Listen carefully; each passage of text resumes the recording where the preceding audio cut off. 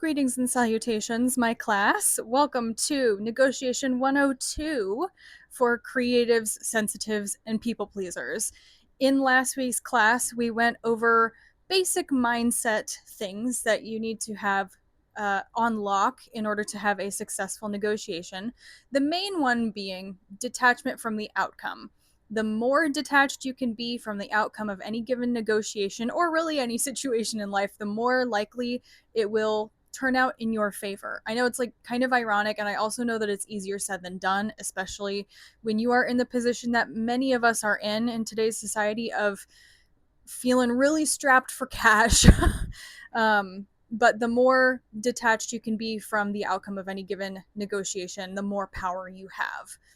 Last week, we also talked about things like taking the time to really understand your best case scenario, understanding your worst case scenario or your no threshold, the conditions under which you could not say yes to an offer, and also thinking about the various levers that you have if your negotiation, if the person that you're talking to can't fulfill your pie in the sky ultimate dream scenario, what could they do in order to still earn your yes to whatever service you're trying to provide as a artist, as a freelancer, as a small business owner, or even as an employee.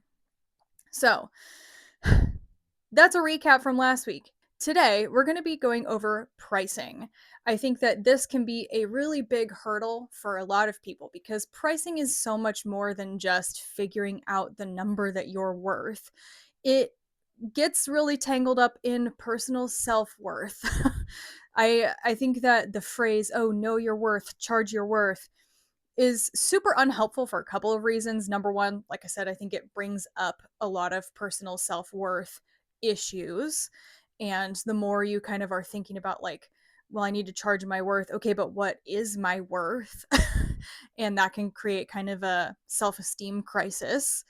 But also, like, it can be hard to do the logistics of figuring out what exactly you should be asking for the service that you want to provide.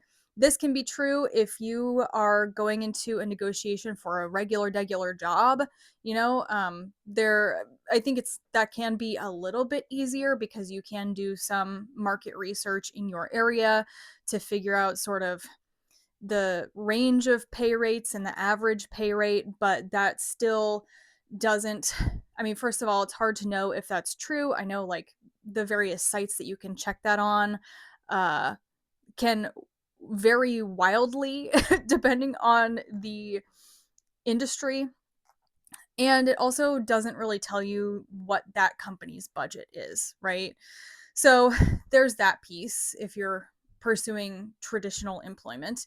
If you are a service provider, if you're an artist, if you're a freelancer, if you're a small business owner who's offering services, that can also be really difficult to figure out what your competition is charging, especially if your competition doesn't list their prices like on their website. So we're going to be talking about all of that today, strategies to figure out what your competition is charging and how much you should be charging. Before we jump into that, though, let me introduce myself really quick. My name is Laura. And here on my channel, we talk all things health, wealth, and happiness here in the attention economy. So if you are pursuing a career that would benefit from having an audience, this channel is for you. There are lots of channels for you out here on the World Wide Web, but this one also is. um, Specifically, I like to, as much as possible, bring in a mental health aspect of it because those of us who are creatives and artists and wanting to build a career using our creativity, our greatest strengths of like that sensitivity and our creativity can also be our biggest liabilities. So I like to talk about that. I'm currently earning my master's in counseling.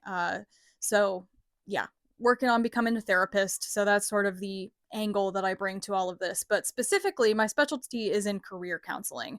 So where the attention economy, mental health, and money kind of all converge. That's what I like to talk about. That's what I like to study. So yeah, if that interests you, go ahead and hit subscribe, please, or leave a like on the video, comment if there's something in particular in this realm that you would like to see from me. So, without further ado, let's talk about figuring out how to price yourself. By the way, I have notes here on my tablet, so that's why I'm cradling my tablet. In my last video, I had it over here on my bed, and then I kept like jumping in and out of frame. So we're trying something a little bit different today. See if things feel slightly more natural when I'm holding the tablet. I don't know. Well, man, okay. Let's just get on with it, Laura. God. There is a lot, like I said in the intro, that goes into figuring out how much you should charge. And I think it all starts with, unfortunately, figuring out what your competition is charging. um, so I I think that there are, again, sort of two main challenges to figuring out what your competition is charging. Number one, the practical aspect of your competition may not be listing their prices anywhere public. And number two, the sort of mental emotional barrier of doing market research and getting really present with who your competition is, especially if you are new to the field. If you are a newcomer and your competition is a lot of established people in the field, it can feel really disempowering to see how much experience these folks have compared to you. Or if you're an artist, I come from like a dance and circus background, so I'll probably use circus as my main example throughout this video, but take that and apply it to whatever you're doing. If you're a circus artist and you're just getting started and you're wanting to do gigs and get paid to do circus, if you go out and you do find prices for other circus artists serving your area, and they all have 10 years more experience than you, and they have a much lengthier resume, and they've, done cruises and tours and like all of this, it can feel, yeah, really disempowering. It can feel like, well, God, like, what do I even have to offer this market? How could I possibly get paid when these are the people that I'm up against? Valid concerns. I'm not gonna lie, these are valid concerns and worries and anxieties to have. One tip that I have for you for figuring out what your competition is charging if it's not readily available is, well, okay, I think there's kind of two different ways that you can do it. If you're bold, you're feeling courageous, if you're working on working your courage muscle, you could just reach out to those people directly and ask them, and introduce yourself as a peer in the field. And depending on that person's own relationship with abundance versus scarcity, they will likely react in one of two ways. Either they'll feel threatened and they'll tell you to get lost, or they'll be like, oh my gosh, this is amazing. I would love the opportunity to sort of be an informal mentor to somebody who is coming into the field. I remember being in your position. Let me tell you everything I know. We hope it's the second. If you are feeling like you want to have that kind of connection with somebody, I definitely recommend going the more direct route and asking them, like, hey, I'm new to this. I want to start making money as a circus performer. How much do you charge? And most likely they'll come back with, it depends.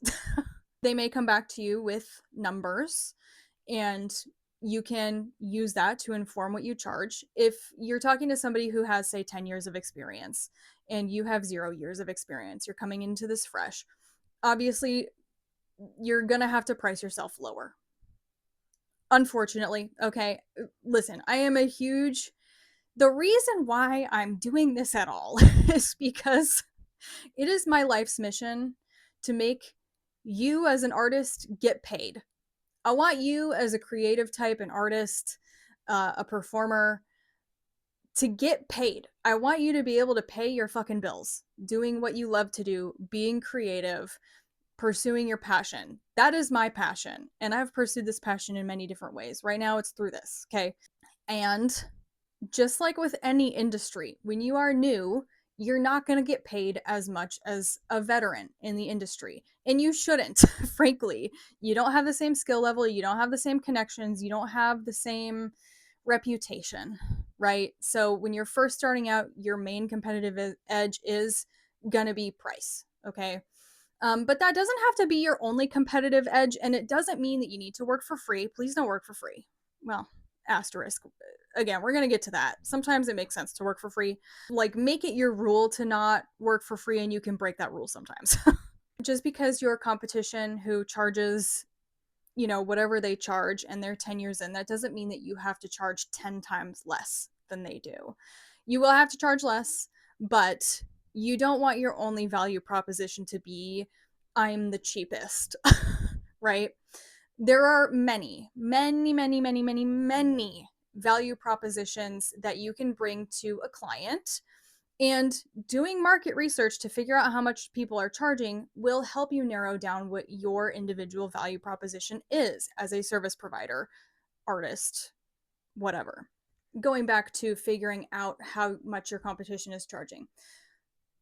That's number one, is asking directly. Number two, and this could be a better choice if you're kind of shy, but it is a little bit sneaky and dishonest, is to like make a fake email account, make a fake Instagram account, whatever, as if you are a client. Okay, you could make your new email as if you're an event planner, or you are planning, like you're a direct client, you're planning your own party, whatever, and you can reach out to people, your competition, and say, hey, I'm looking to I'm planning a party and I want to hire circus performers. How much do you charge? What are your packages? And they'll get back to you. And just because you're making an inquiry doesn't mean that you have to book them. Obviously, service providers don't expect to book every inquiry that comes in. And if you feel bad about potentially like tricking people into getting their hopes up, you can frame it as, I'm just trying to get a lay of the land to see if I even have it in my budget to hire an entertainer at all. So that would be the way to go if you are too shy, feeling a little insecure about presenting yourself as competition. You can act like a client. Again, like I said, I don't know if I would really recommend this, just because it is more dishonest that way. And also, I do think that you kind of shoot yourself in the foot by assuming that the other people in your industry are going to hate you for being their competition. I could actually maybe I will make a whole video on competition and scarcity mindset in the artistic world, because I really think that it hurts us all, even people at the top. Yeah, no, I could go on a whole fucking rant about this. I think I will in a later video, but not this one. Okay, that's not what we're talking about. Those are my thoughts on stage one of figuring out what you should charge, is simply figuring out what everybody else in your area is charging, to kind of figure out what's the high end, what's the low end, and where could I possibly fit in with what I bring to the table. So that takes us to number two, which is, what do you bring to the table? Again, a super, super potentially triggering question to ask yourself, because it is going to bring up questions of self-worth. At least it did for me back when I was still in the business of gigging as a performer. I personally would always feel my throat start to close whenever I'd hear somebody say, like, oh, what's your unique voice? Figure out your unique voice or your unique style as an artist. Because I just didn't know. I was too close to the issue. I could not see myself clearly, and I think that this is a really common issue, not just for like artists, but for solo entrepreneurs, business providers in general. We're so close to the service or the product that we're providing that we can lose sight of the problem that we're solving for our clients. So, what problem do you want to solve for your clients? Okay. It's helpful to put yourself in the shoes of a client. So let's say I'm an aerialist and I want to start booking aerial gigs, paid aerial gigs. So I'm going to take some time to think about the type of person who hires aerialists. So, you have your studio showcases, your kind of like community produced ticketed events. So in that case, your client would be the producer of the show. Those jobs can be super competitive because oftentimes they either have an open call that you are uh, auditioning for and competing with every other artist in your area, or it's not an open call and they're just selecting people that they know. And we're assuming that you're not that established. If you are that established, I don't really know what you're getting from this video. um, you're probably already fairly successful if you're established enough to be invited to be a part of a show that is offer only, shall we say. But I don't know. Okay, let me not sell myself short. Surely you'll be getting something from this if you're still here. For ticketed shows, the plus side of those is that they can be really creatively fulfilling, right? Oftentimes, you as the performer, as an artist, you have a ton of artistic freedom to create the thing that you want to create. Maybe you have to stick to some sort of theme, but that's usually like the theme is usually going to be pretty broad. You can kind of make whatever you want within a few limited like parameters, right? Variety shows or other like ticketed events tend to be a lot more competitive. Your value proposition with that is typically going to be technical skill. If you are not at the point where you're able to compete on technique as well as connections with other people in the industry, then I would put that at the bottom of the list personally. I'm not saying don't go for them. Like, go for them for sure. If for no other reason, if you get denied in the first round, like, it's practice at applying and auditioning, but also you get on their radar, right? But as far as making money this year, I would recommend considering some other options. So, who else pays circus artists? You have people who are throwing parties. So let's think about specific kinds of parties. You got your birthday parties, you got your weddings, you got your anniversary parties, you got your holiday parties. And there are going to be two different kinds of clients. Well, three kinds of clients who are booking parties. You have the host, the person who's throwing the party. You have an event planner who's working for the host to compile all different vendors. And then you have like corporate clients who are booking like corporate holiday parties. So all three of these people are going to have slightly different problems. If I, as the host of a party, am looking for entertainment, what my problem is I need my party, I want my party to be memorable. I want to make my guests impressed with me, maybe jealous of me. I want my guests to feel delighted. I want them to have fun. I want them to have a good time. I want them talking about my party for years to come. I want them to be in a position of next time they have to throw a party, how are they going to one up me? They can't. They didn't have circus performers. And since I had circus performers, now they can't do that. Right? So these are the things that I'm thinking about if I'm the person who is hosting the party. I want my party to stand out and be really memorable. Same goes really for corporate clients, but the problem is a little bit different because with corporate clients who are booking like holiday parties for their employees, they want it to be fun, they want it to be memorable, but B, like, the purpose of a holiday party for corporate clients is company morale, right? More so than a private, say, like wedding or birthday party. So you definitely also usually corporate clients expect you to be family friendly. So that's also something to consider in terms of the service that you want to provide. If you want to have more of like a sexy vibe, you're probably not going to be booking for corporate clients for the most part. Not always. Sometimes that flies with corporate clients. Anyway, yeah, corporate clients' problems are slightly different than event hosts, private event hosts' problems, but typically very similar. And then for event planners, they, much like a host, want to stand out as a professional and like really deliver to their client what their client wants, and like, yeah, ultimately they're working for their client and solving their client's problems. But for an event planner, there's also an element of reliability that they expect when hiring entertainment.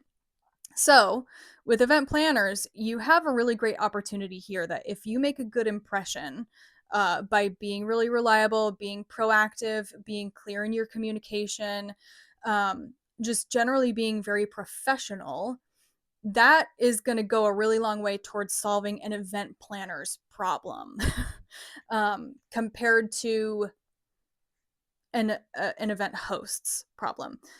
An event host does also have that problem in terms of like, they need somebody who's reliable, they need somebody who's going to be able to like show up and fulfill the contract day of, but usually the event host doesn't know that that's part of their problem.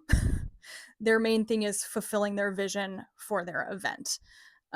So for the event planner, somebody whose job is to kind of like compile all of the vendors so that the host doesn't have to think about it, your main value proposition with somebody like that is going to be reliability, um, your ability to deliver on what you promised, and yeah.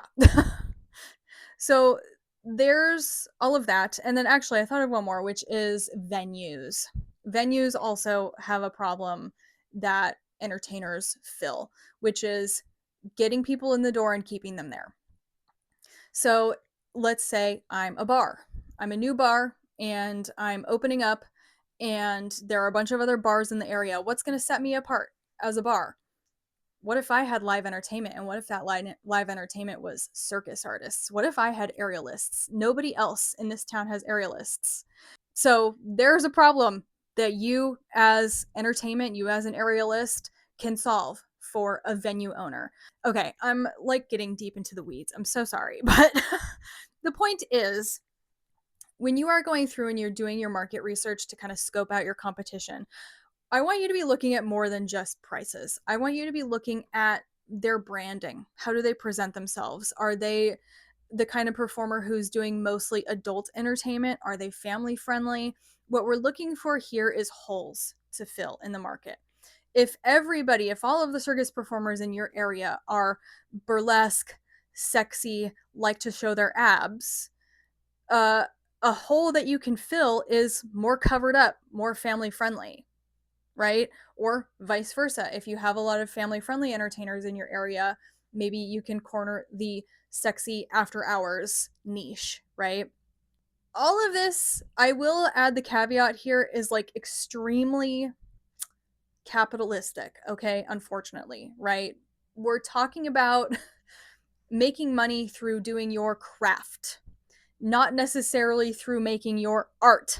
I think it's really important that as you are exploring ways to make money through your craft, you're still nurturing your art. Still making art just for you.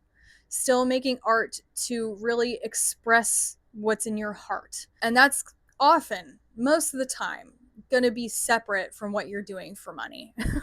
So I just want to like put that out there, because if you have not made the transition yet to making money from doing your art, I want to address any potential illusions you have. And listen, I'm not saying that you can't make money from your art too, but it's going to be a faster journey. You're going to be able to make money sooner, most likely, from your craft rather than your art. I also think it's better for your mental health to think of it that way, because this goes back to the issues of like self-worth, that if you are strictly looking to make money from your art, that places a ton of pressure on your art. And if nobody wants your art, that will understandably make you feel like shit. Been there. It sucks. If back when I was still gigging, if I and like trying to produce shows and be a director and a choreographer and all of this, if I had the mindset of I'm making money from my craft, not my art, I think I probably would have had a much more successful and long career than what I had. But I was trying to make money from my art, and that made me put a lot of pressure on myself and my art, and I couldn't handle that pressure. I had a whole mental breakdown. I'm going to make a separate video about that, about my story of how I ended up here. Take a breath. So you've done your market research, you understand what rates look like in your area, you understand what people are offering in your area.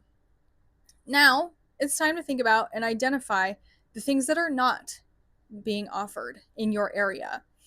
Maybe nobody's offering family friendly. Maybe nobody's offering adult. Maybe nobody is offering custom. Maybe nobody is offering a like an ensemble experience.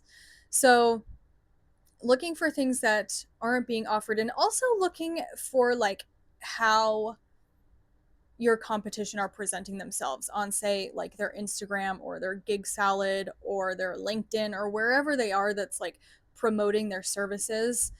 What are the words that they're using? What are the pain points that they're speaking to, if they're speaking to pain points at all, right? I think a lot of performers present themselves as, I am a performer, hire me, right? So you have an opportunity here to stand out in the market by, instead of leading with your identity as a performer first, you lead with your client's problem first. So instead of saying like, hey, I'm an aerialist, hire me, you can say, I offer like custom uh family friendly aerial experiences. And that's going to stand out a lot more than all of the other profiles that are like aerialist. Same goes for like really curating your profiles. So instead of like posting every training video to your main feed, you only post like videos and photos from performances and professional shoots, right? So that you're presenting a very like curated image, so that when your perfect client comes along and they find your profile and they see your brand, they'll say, that's the one. I'm going to make room in my budget. I don't care how much they cost. I hope all of this makes sense. Let me see what else is in my notes. Have I forgotten to talk about anything? Okay. So, your value proposition, what sets you apart from other people? I want to leave you with a list um, of potential ways that you can compete and stand out amongst the competition, because I think it's not always super helpful to just say, like, oh, yeah, just figure out what makes you unique. So, I want to offer a few different options that you can stand out on.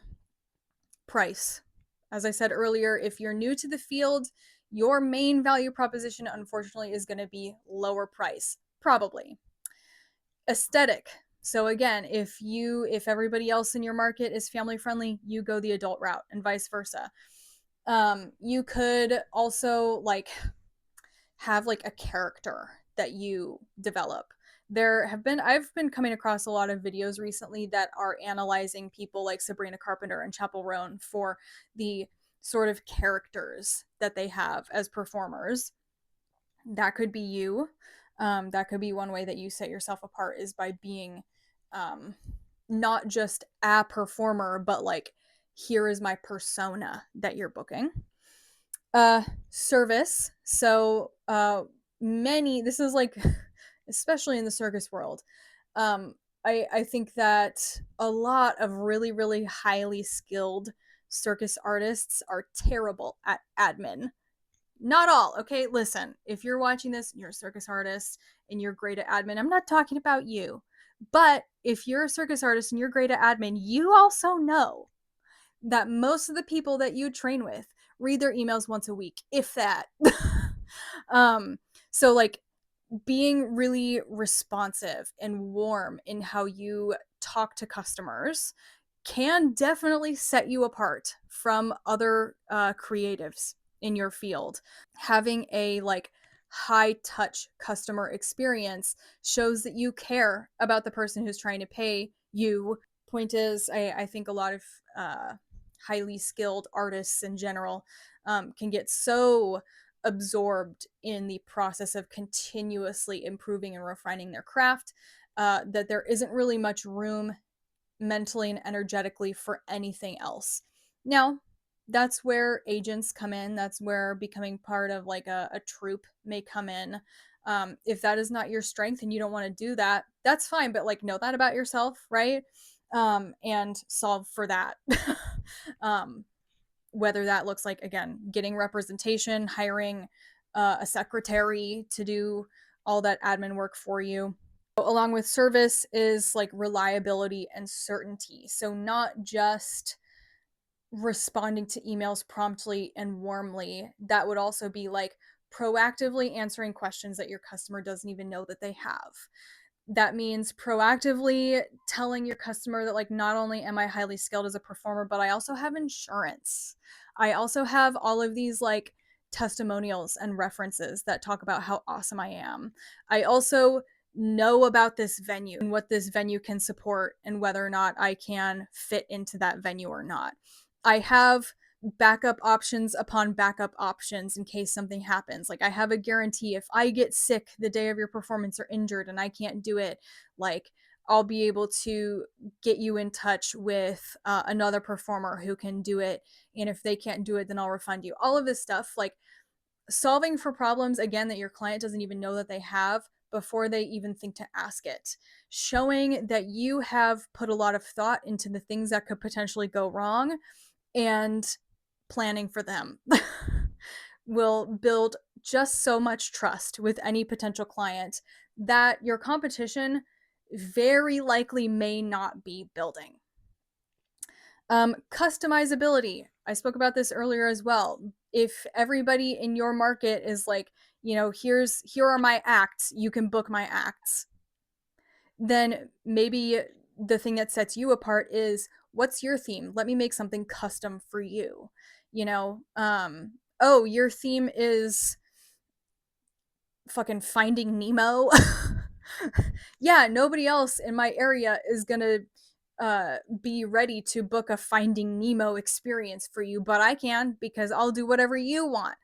I don't really recommend that necessarily being your value proposition because it is a lot more work and requires a lot of upfront investment, right? Like if your main value proposition is creating something custom for every single performer or every single client, you're going to be buying new costumes every time. You're going to be putting in the time and effort to choreograph something new every time. All of this, it's a really heavy lift to do that, but then you can justify heavy lift kind of pricing, right? Even if you're like relatively new to the market. So, pros and cons, right? Exclusivity. So, this also goes along with pricing and also goes back to what I was talking about like if I'm a party planner and I'm looking for super niche specialty entertainment, I want something that is exclusive. I want a party experience that cannot be replicated by other people in my circle. I want to create something that's like so unique, so exclusive that I cannot be outdone, right? So, exclusivity also goes along with charging a higher price. I do think that this is probably going to be more realistic for somebody who's been in the industry for a while, somebody who has a really high level of technical skill. But not necessarily. I mean, again, it really depends on where you are and what your local market looks like. Uniqueness. This goes back to aesthetic. Potentially, your offer is here's a character that I can do for your event.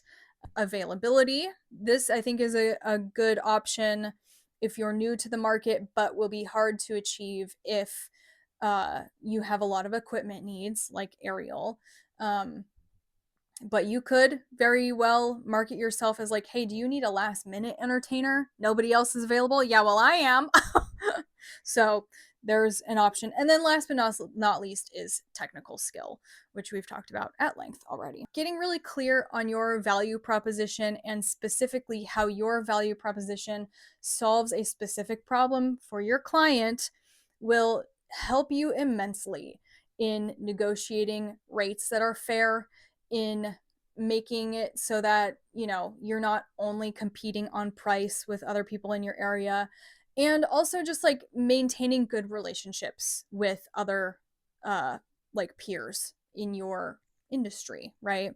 I talked about this a little bit earlier that I definitely recommend going the more direct route when asking what people charge, uh, if for no other reason that it's a good idea to have good relationships with your competition, because your competition could just as easily become collaborators, right? Maybe they get an inquiry that they can't fulfill because they're already booked or they're injured. Well, guess what? If you have a good relationship with them, they'll recommend you. Or maybe they get an inquiry and the client wants multiple performers. And so they loop you into that booking, right? Definitely recommend having that like more collaborative mindset around your competition than the like scarcity competitive mindset.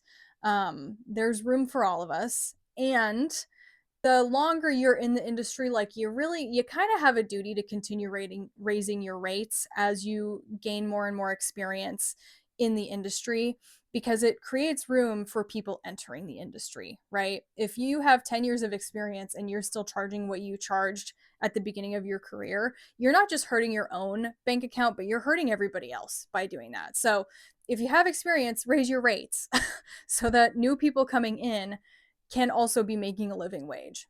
I think that's all I want to talk about today. My throat is getting kind of sore. I feel like I've been talking enough. Some things that I haven't talked about that I will be talking about in future videos. I don't know if I'm going to do one more or two more on this series, but sales skills of overcoming objections and staying firm on your non-negotiables. Definitely want to talk about that. And then another thing that I really want to talk about is when, where, and why you should consider working for free.